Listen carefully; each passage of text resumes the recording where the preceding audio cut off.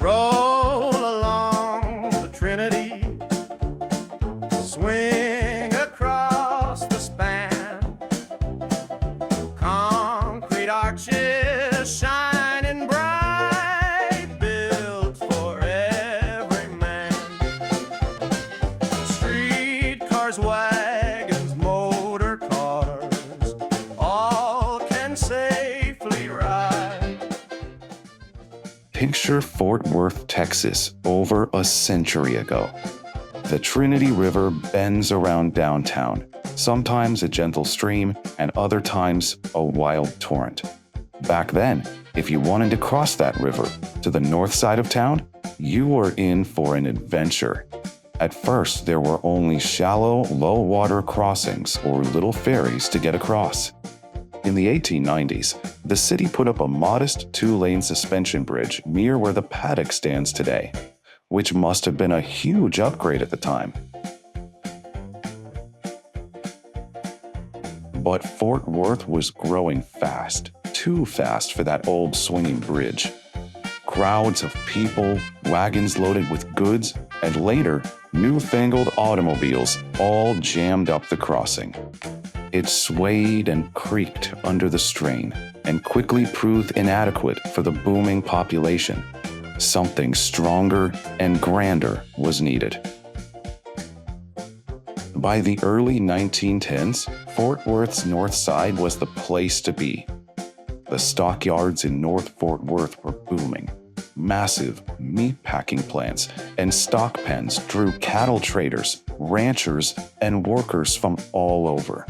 In fact, ever since the stockyards were reorganized in 1902, that area's growth had exploded.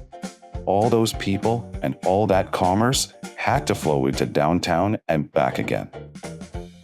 The little suspension bridge just wasn't cutting it anymore, especially not when the Trinity River decided to rise. Floods were a fact of life here. The river might run calm most days, but heavy rains could send it surging. In 1913, a particularly fierce flood hit Fort Worth, swamping the low crossings and cutting off the north side. It was a blunt reminder of nature's power and of the city's need for a truly high, sturdy bridge. Engineers planning the new bridge took this threat seriously. They chose a design that wouldn't require flimsy wooden supports in the river during construction, so rising waters wouldn't wash their work away. Fort Worth was ready to build something that could stand up to both Mother Nature and the city's rapid growth.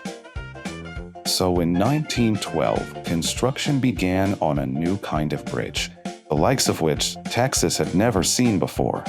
Tarrant County voters had approved a hefty bond issue, over $500,000, a fortune in those days, to fund a series of modern viaducts. For the crown jewel on Main Street, they brought in the big guns. Brennecke and Fay, a renowned engineering firm from St. Louis, was hired to design the bridge.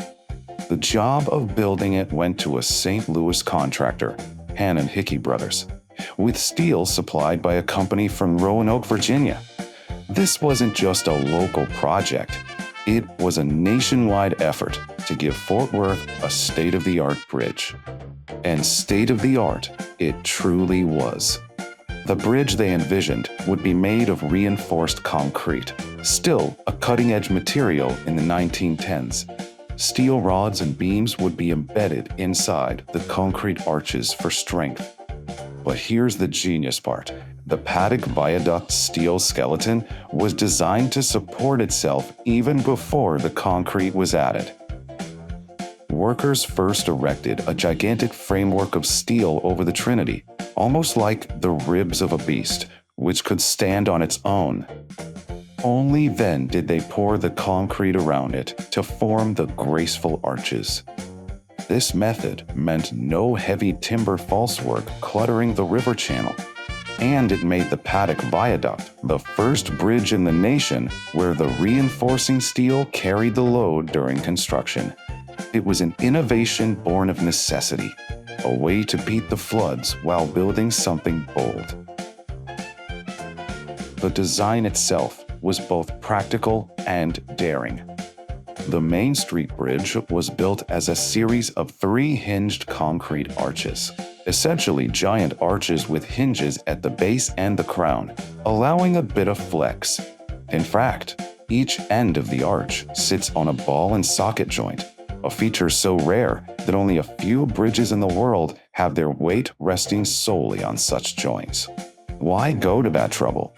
Because those hinges and joints let the bridge adjust ever so slightly to uneven settling or temperature changes, reducing the risk of cracks. Think of it as giving a rigid structure a little freedom to move, a clever way to make it last.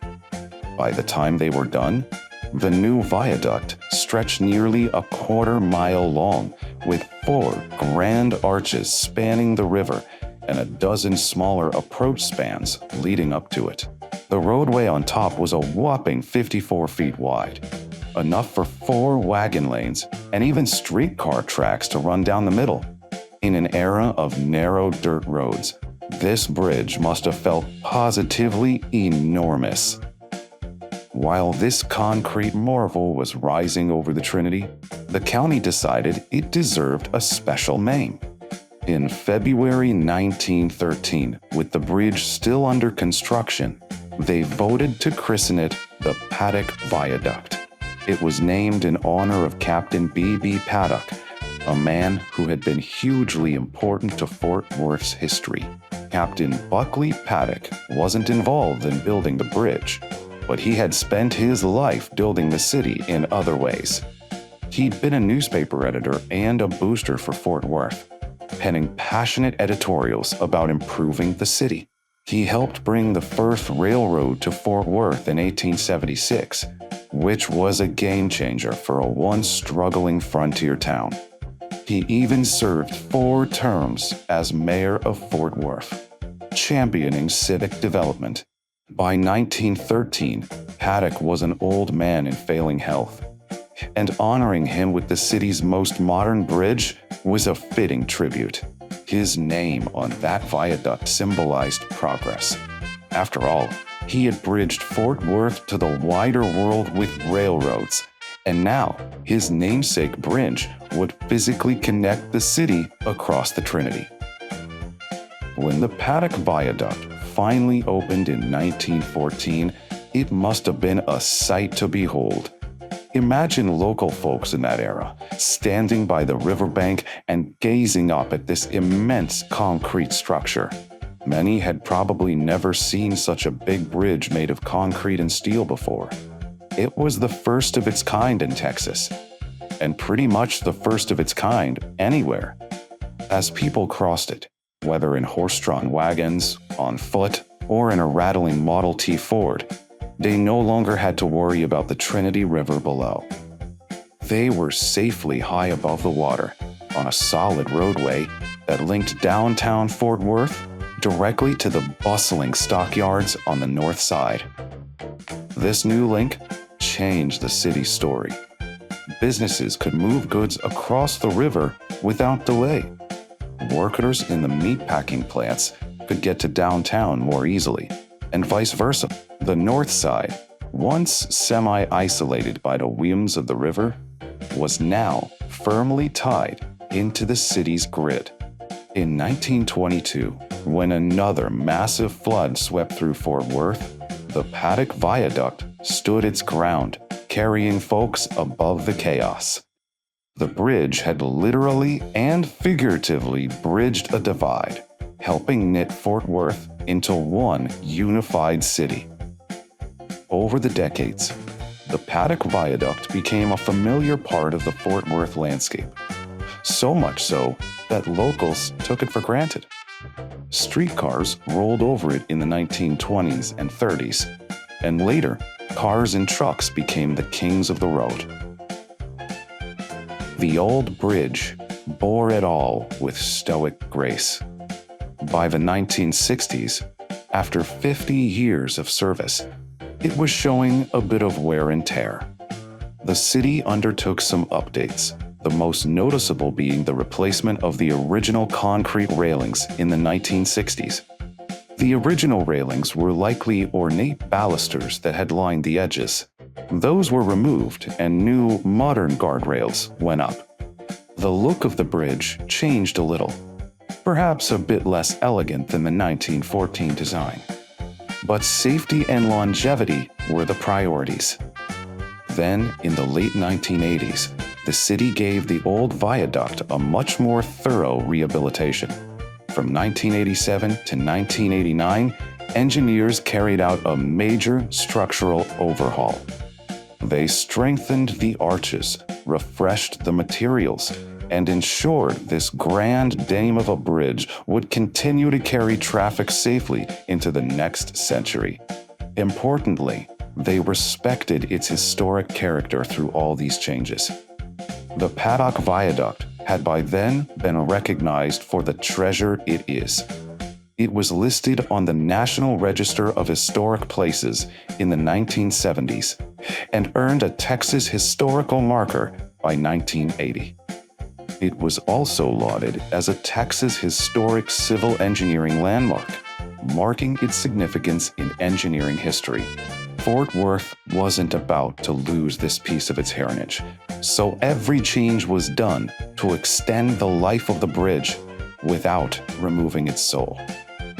Today, the Paddock Viaduct still stands in all its sturdy glory, carrying North Main Street over the Trinity just as it has for over 110 years. On the south end of the bridge looms the beautiful Tarrant County Courthouse, an anchor between downtown and the river. On the north side, the road leads toward the Stockyards, where the old pens and packing houses have been reborn as restaurants, shops, and music halls. Drive across the bridge on a quiet morning, and you might not even think about it. It's just another route across the water. But take a moment to slow down or walk along its sidewalk. Look at the curve of those concrete arches beneath you and the way they span the river so confidently. You're crossing a structure that was utterly revolutionary in its day, one that has outlasted so many others. In fact, the Paddock Viaduct paved the way for all the landmark bridges that came after it in Fort Worth. The city's modern signature bridges, with their glowing lights and sleek designs, owe a nod to this 1914 trailblazer that proved bold engineering could solve Fort Worth's problems. In the end, the story of the Paddock Viaduct is about more than concrete and steel. It's about Fort Worth's spirit. This bridge represents the city's grit and ingenuity, born from a need to overcome nature's challenges and to connect communities. It has the personal touch of history too, bearing the name of a man who helped push Fort Worth forward in its youth. Through countless sunrises and sunsets, floods and droughts, parades and daily commutes, the Paddock Viaduct has quietly done its job, linking the past to the present. Stand by its railings someday, and you might feel a sense of reverence, knowing that beneath your feet is the first reinforced concrete arch of its kind in Texas. The bridge that literally carried Fort Worth into the modern age. Its arches are more than an old engineering feat. They are a lasting monument to a city's resilience, and a story that will continue to inspire anyone curious enough to stop and listen. Fort Worth's old North Main Street Bridge has plenty of tales to tell, and as long as those sturdy arches hold, it will keep whispering its history to all who pass over. Contractors and the engineers with pride. Oh, Main Street Bridge, you're rock solid and true, linking north and south with a panoramic view.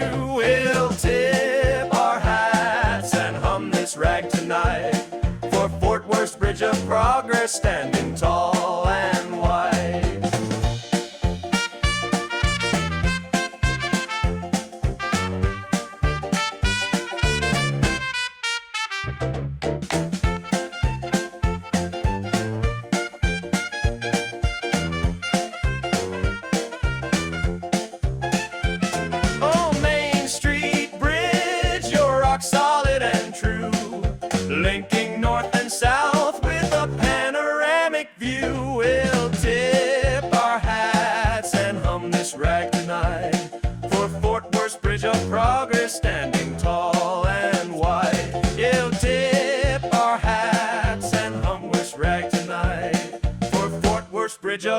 progress standing tall and wide.